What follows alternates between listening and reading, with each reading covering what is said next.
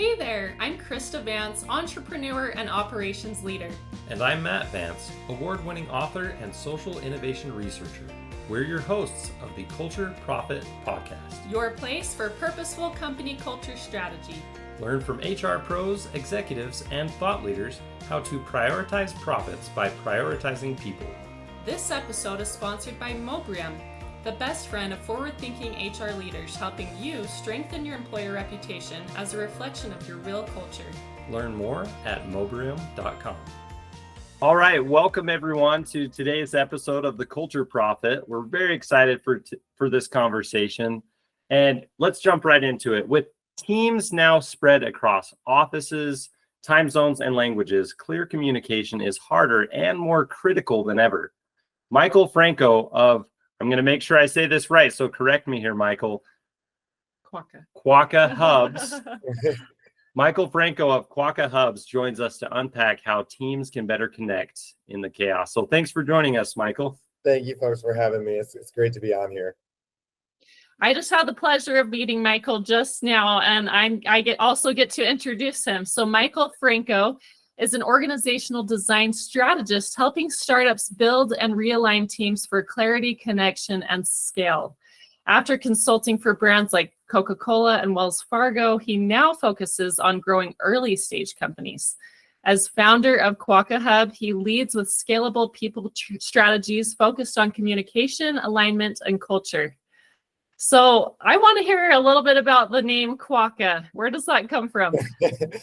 So ironic, it kind of ties into how I became into, I guess, HR and people strategy. I can run into the whole thing, and the name will come right in the middle, I bet. Is that all right? Yeah, that's perfect. I've always been between Chicago and LA all my life. And I worked for Oakley in the beginning, and I used to open up their stores in the Canada and US. So I did hiring and firing and training and all the other kind of stuff. And eventually it just didn't connect with me. So I was like, I need a break. And I was like, I'm going to go to Australia. Why not across the world? I went to Australia. I asked to volunteer, and they looked at my resume like, we need an HR person. Can you do that? And I'm like, I got to learn a whole bunch of new laws, but yeah, I probably can do that. And so I spent 2 years there. And funny enough, I eventually, because of their laws, had to start my own consulting company.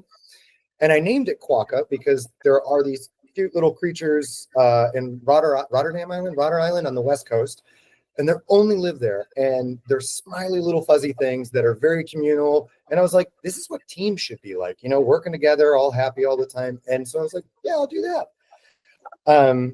Eventually, that actually brought me to New Zealand, and I headed up the people team over in New Zealand for another company.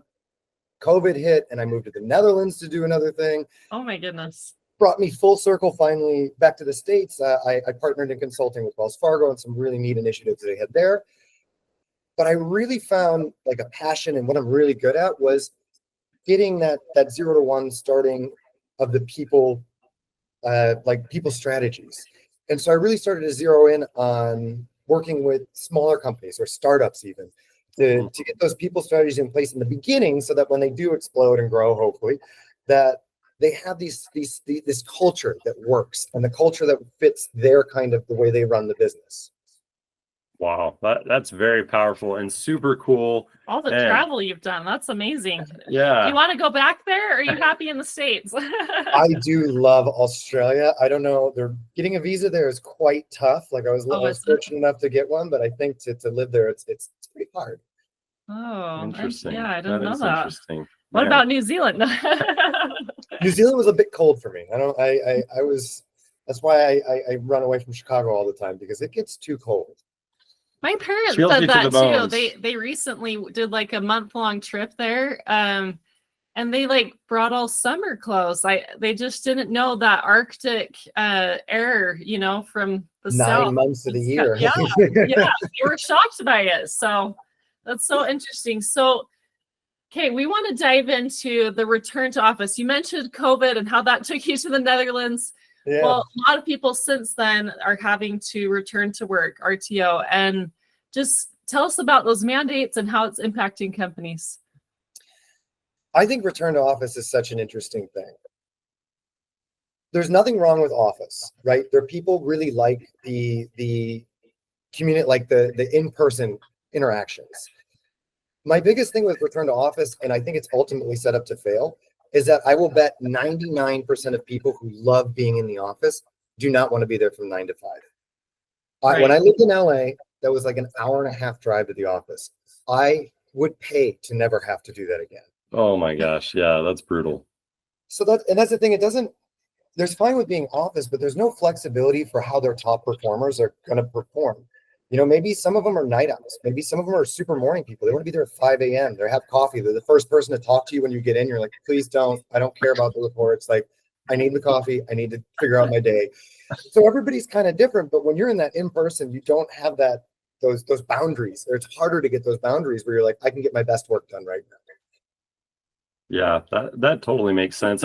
It's interesting, like all the entire workforce essentially and the corporate worlds kind of had this forced whiplash with COVID of, hey, you have to be remote. Like it's kind of a do or die scenario, which forced everyone's hands. Literally, yeah. And now there's a lot of, oh, well, we want more control, more visibility, more, making sure that we're not getting used or abused by employees who are using the software to have their mouse move around and look like they're, working when they're actually not. So it's like, how do we balance that to be able, I mean, maybe there's not a perfect answer and it is still messy, but I think companies will lose people over this. Oh yeah, it is. People are messy, right? Like it has to be flexible. The answer was not during COVID. Well, I guess for safety, yes, but the answer isn't one or the other. It's not everybody goes remote, you're not allowed to be out to, or everybody be in the office for this amount of time. It's the flexibility that people want. Even if you want to be in office, again, you're going to do your best work when you are. Maybe it's 11 to 3 and you're going to crush it and you love being in that office. For bigger companies, I get it. They have a lot of real estate that they need to use, but they can downsize a bit and still give that space to have that in-person culture that people want. And then they need to develop their managers to understand that just because you see someone typing doesn't mean what they're typing is good. Mm-hmm. Yeah. Or productive. Very Yeah. true. Right? They could just be doing X the whole time. Like, oh, he's the hardest worker. He's here from 8 to 7, or she's here from 8 to 7. They're just pressing Q all day. That's all they're doing. Yeah. Yeah. No one can be 100% focused for that many hours, So yeah. And it's true. And I see the opposite end where there are people who really love, the remote side of things. But I also, like, for example, my brother has been fully remote for a really long time. And I think it'd be great for him to have an office to get to sometimes, at least sometimes, he loves the flexibility and stuff, but he does miss that kind of social aspect. And so, yeah, I think a balance and the flexibility, if employers can afford to give that and customize a little bit, that's probably the ideal. Yeah. But I almost think it's in their benefit. Go on, sorry. Because I was like, I think they'll make more money if they do this. Like, yeah, exactly. And I know we have some really, there's a lot to unpack in today's episode, but I just wanted to ask your opinion on one other thing related to this. Like, imagine, we have dynamic pricing technology that helps price, seats of a concert based on demand and things like that. I almost wonder if there's some type of future scenario where there's dynamic performance evaluations and that might feel a little bit like Big Brother, and maybe it doesn't work where you're constantly being monitored to some extent. But if there's a way to measure performance dynamically, regardless of where you are, then it can be a little bit more fluid, and maybe it kind of unlocks tiers of flexibility based on performance tiers where, oh, you've unlocked this new flexibility tier where you have more control of your schedule or your location. I don't know. I'm just thinking really large corporations could be more sophisticated. I don't know. It's customizable and it's to the person, right? So I love that because, you put everybody has to hit 10% or whatever. Some people are going to hit 20, some people hit 8. That's their ability, or whatever it is. I love that customizable thing. And then you can unlock of hey, you proved yourself to us. We're going to now, you're going to get something else. Mm-hmm. It's incentivized for productivity, I guess. I can definitely see bigger companies maybe piloting this, and I've not heard that idea yet, but I like it. I'm definitely going to think about it a lot, especially performance reviews and such. It could be interesting. Sure. Maybe that's another business idea. I don't know, but yeah, it's an interesting topic. And what's your opinion? So we really want to get to communication here, so yeah, as well. But what's your thoughts on like the future of remote and hybrid? I mean, we've kind of touched on that a little bit. Do you see like there are some companies that are 100% remote? Do you feel like that kind of has its place in the ecosystem of work, or? The 9 to 5 will be gone. I would be so surprised if it's still here at 3 years. Hybrid and remote are the best. Some people have the best, hey, I need to be remote. I love the little offsites we do once a year. That's great. That's all I need. And other people are, hey, I need that interaction. So you can have those offices that are relatively close to home, or the satellite offices and such, or co-working budgets and stuff like that. It's the future. I mean, you want people to do the best, then you need to give them the best opportunity to do that. And that comes with flexibility. You can't rigidly say you need to drive here at this place and sit in this desk at this amount of time, and I expect you to, give 120%, even though it's not your best time to do that. Mm-hmm. It'd be really interesting to me if we could somehow go like take a company in our day and age and compare it to one like back in the 1960s or something, and see how the performance compares. Because back in that time, it was like kind of a sit in your seat and do your work and leave home at home. Like don't heaven forbid bringing your life to work. And I'd be just really, it's not something we can do, but it'd be really interesting to see if the comparison of productivity. Would love it. Yeah, definitely. And I guess kind of jumping into the next one here. So in this environment of different working locations, like we talked about how, people are messy, work environment is messy. There's so many complexities here. You've got different working locations. You've got asynchronous projects. You've got multi-language workforces in a lot of cases. How do you improve communication in such a complex environment? It has to be centered around clarity, right? If we're all speaking different languages and different time zones and we have to have a very clear, aligned goal, all of us, and understand each aspect that we bring to meet to that goal. I really only work with global companies, and most global companies are remote because there's no way you're going to put an office in like 8 different places. I have an example if you want me to go into that of like. Yes, please. So I just worked with this wonderful marketing and content agency based out of the US. However, their team is in England, West Africa, Mexico, and like not even just the US, like you have Florida and then you have California. So we have time zones everywhere. And I was brought in because they were wanting to build the culture. They're scaling and I want to have a good culture, and I want good communication. I feel like our communication's not doing too well. So I always set up a pulse check, or an employee experience, employee engagement pulse check, just asking basic questions on how this communication's going. And it did score lower than most people would want. There are always more things to fix, but always focus on one. And communication is the biggest thing you can do when you have these environments that are spread across time zones and cultures and everything. So the first thing, when I'm saying clarity, you have to align where the communication is. So if you have like a Slack channel, and then you have your project management, and then you have your CRM, and everybody's working in different systems and wasting all this different time looking at different things, you're losing productivity, you're losing their engagement and everything. So the first thing I did was they work in ClickUp. Everything goes in ClickUp. ClickUp was actually a really great tool that I didn't know, but ClickUp chat's there. You can do a CRM out of it. You can do project management. Like you can integrate everything. And I was like, there you go. So when the people need to look at something, they look at one browser, and it has everything they need to do and everywhere they can communicate, because you can tag them from every separate thing. So to the clarity point, really, we did this over 1 quarter. And from that quarter, we saw, and I have the numbers for you exactly, the team connection, which is one thing I check on, the team connection improved by 12.6%. Leadership communication improved by 18.1%. And the work-life balance improved by 29.8%. Whoa. So huge jumps. And it's really just fixing a one thing of, hey, I need this information.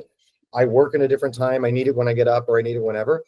And now they have one spot where everybody's able to clarify what they need and talk with ease, including leadership, which was a big jump too. Now they know their expectations. They know it makes such a difference when you get people aligned, and 9 times out of 10, it starts with communication. That's very powerful. Yeah. And, just so everyone here listening, we don't have a paid ad spot from ClickUp. This is genuine from Michael right here. So, Sorry. There are other great totally. tools out there. I just happened to use that one recently. No, that's great. That's fantastic. Love it. So those numbers, were those quantified from the Pulse surveys then, or? Yeah, so what the Pulse survey does is I check on Okay. 9 different things like autonomy, work empowerment, and I have all those numbers if you want them, like recognition, all the kind of things that you think would That's bring awesome. culture together, like your big culture drivers. And I look at the one that's and communication is always the one I worry about the most, because that if you can't communicate that you're going to get recognized, you're not going to get recognized, right? If you can't communicate, you're going to be worried about your compensation. So, yeah, I do that in the very beginning, right before I even start working with any company. I'm like, here's your baseline. If I don't improve anything, then I definitely wasn't worth it. You don't ever need to work with me again or talk to me again. I'm sorry. Like, but almost always when you're having these whenever in any kind of culture, the first thing, if you strengthen communication, you're going to see a bump. It might not be as extreme as 30% work-life balance, but you're going to see a bump in your team. You're going to see a bump in your productivity, and that productivity is going to drive to revenue. So implementing ClickUp, and do you have other specific ways that you tackle that communication? Yeah, you have to make that again, I go back to clarity, but like clarity of communication, they have to be like a team. Spread out. If you have a communication channel that everybody sees and everybody checks normally, you can do fun things without having to have meetings. Some company cultures are not like hey, let's hang out on a video call and have drinks or whatever. No, some people are like, let me just do my job. I want to do my job, and I like you. You're cool. You can do these really, like I did a fun thing of put emojis in the chat, and people have to guess what movie those 3 emojis are. And you'll get a lot of engagement throughout the whole day. Because people are like, oh, what is it? What is it? And then finally the next day when they come clock in, whenever that is for everybody else, they get the answer. There's like little things that'll make people have those small connections with their team. Silly as that is, it is a connection where you're like, man, that was a good one. Like Sally killed it today with that. Like we've done actually when we have, because everybody usually has a in-person video meeting. We did a MTV Cribs. I don't know if everybody's always going to remember that, but we did an MTV Workplace edition where we kind of just showed what our desk is. Because like I have Legos at my desk. I love Legos. Other people have like, animals. Awesome. So it's kind of fun to see like, this is what you stare at all day when we're having these conversations. It's a nice way to let them peek into your life. That's such a great really idea. cool. Yeah. And like the idea that, when you're doing a platform like that and the communications on there, and then you have people coming in different time zones and everything, that's not like an in-person or even virtual meeting where, someone can't make it and they wanted to be there, but they couldn't or something. And it's something that people can kind of pick and choose how involved they want to be in that, and and how engaged they want to be in that, and continue their work simultaneously. And if they have the time, exactly. Like if you're working on something, you see that, you're like, I'll get to it later. And there's no pressure for you to get to it at that moment. If you're in your focus mode and that's your blocked out time to do it, you're good to go. You can you didn't miss out. You didn't miss out. It's still there. Yeah. Yeah. And you can laugh at the comments still and be like, oh, that was a good one. Like, there's fun ways to keep that connection when people are ready for that connection. Yeah, I really love that. And thinking about, the work critical stuff is asynchronous, and you've got this clarity around your centralized communication and project management tool like ClickUp or another tool. But then having the fun stuff being asynchronous as well, that helps drive that human connection. That's genius. I mean, one of my favorite quotes is creativity loves constraints.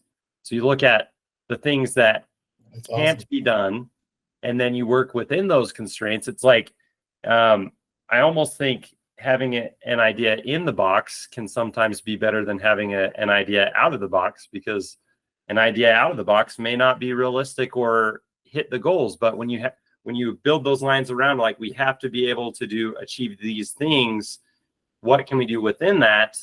I think that's where not only can you make more money because it can be more realistic, but you can still be, drive happiness through things that you can actually execute on. Do you have any more like fun ideas of things that you've seen done as far as like, the emoji to movie guessing and the show your desk? What other fun things have you seen for connecting teams? If you lead it as a manager, like let's say you're managing a team or whatever, you can ask everybody to send a baby photo, and then you do guess the baby, like guess who it is. Oh, wow. We've done guess the pet. Like I have a teeny little Chihuahua that I always dress up with like sunglasses and a jean jacket. So I think it's just fun. Then nobody knew. Everybody's like, "You have a dog?" And I'm like, "Yeah, I don't really bring him around," but like they had no idea it was mine. And other people, I didn't know somebody had like 3 dogs and a duck. I was like, "You have a duck?" Like that's weird. But now you have that new connection with that person of like, "Oh yeah, like Chris has a duck. Did you know that?" Like that is crazy. That sounds like activities I did in elementary school, and I love it. I would love to bring back elementary school. It's show and tell, like right up to this level. Yeah. It's just supposed to be fun, right? Because you don't know a lot about your coworkers, and in an office, you don't know a lot about your coworkers. But it's also a free way to make a connection with people where you get like a little bit insight on their life. Yeah. Well, I know this topic is applicable to everyone, even if they're more in the 9 to 5 right now. This is so applicable to everybody. And I just wonder, do you have any other, I don't know, pieces of advice for HR leaders who are trying to bring teams together? Where would you have them start first? I mean, communication, maybe finding that project management site that's going to work for them. Any other things that you would advise them? It's again, you get the alignment, clarity, and communication. That's like the big focus. And like you were saying with that box, which I actually love that quote. I'm going to write it down once we're done with this, is that you have this box that now you know what you need to fix. Then you probably have a budget and you probably have some other limitations there as well. So, and I'm going to lose my train of thought right when that happens, of course. So you have those 3 boxes. Yeah, I lost my train of thought. No, you're totally one more time. Working within those constraints. I was trying to remember the quote, and then I was like, okay, I lost it. Creativity loves constraints, and And then you wanted my advice I'd give to HR folks. So you have that box, you have to work on those 3. You have to understand that everybody on your team is different. So you can't just come up with like, hey, this game is going to crush it with everybody. Because I tell you right now, not everybody loved that emoji game. It may sound cool to us, but there's somebody there who's like, this is the dumbest thing I've ever seen. So you have to create a bunch of things in those boxes, because not one thing that one person loves to make that connection now made a connection between 2, but these 2 didn't connect. So you have to find a new thing to make these mini connections throughout everybody by doing unique things on whatever that is, within your limitations of budget and location and tools. Yeah, that really makes sense. It's kind of like mapping out the different relationship dynamics, but it's not just like reporting relationships, but just different interests, different passions. I think that's why some larger companies, they have their employee resource groups for different things, where people kind of self-select to feel connected to a certain group. That can be something that works. And obviously there's differences for different company sizes and industries of things that are realistic. And so you really, like, to everybody listening, you have to go back and kind of have an audit with yourself about, what are the constraints that your business is working within, and then start to kind of work backwards of what things are possible and realistic, and kind of understanding some interests of your team. Exactly. So that's great. Well, this is a great conversation, and I think so many things that people can pull specifically and more generally, just the way to tackle this. And so thank you so much, James, for everything. Michael. James Franco, that's probably why. James Franco. Oh no, that's an actor. Not my brother, no relation. Cut. A brother actor, James Franco, and it's like the guy on Spider-Man. That's the brother of the guy, and Oz, isn't that? Ironically, my brother's Dave Franco, which is not the famous Dave Franco, just another Dave Franco. So. Well, she may have a reason. When I do that, I just mess up because I'm dumb. I mess up all the time. I have certain people that I just call them different names every time. Yeah, And I don't know Krista why. always But makes you look fun of like. I mean, you kind of look like them too. You'll have to look them up. But Thank you. I'm going to try to get them as brothers because I definitely would love to take part in their mansions and such. It'd be fun. for sure. Yeah, join them.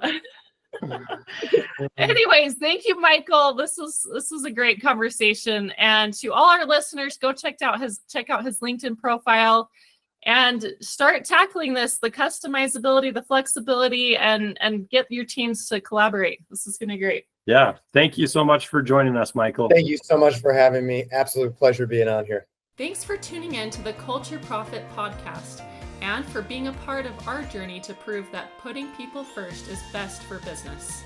Today's episode was sponsored by Mobrium. Want to get more employee reviews and streamline your employer reputation? Visit mobrium.com. Now go find one way to prioritize your people and watch your profits grow.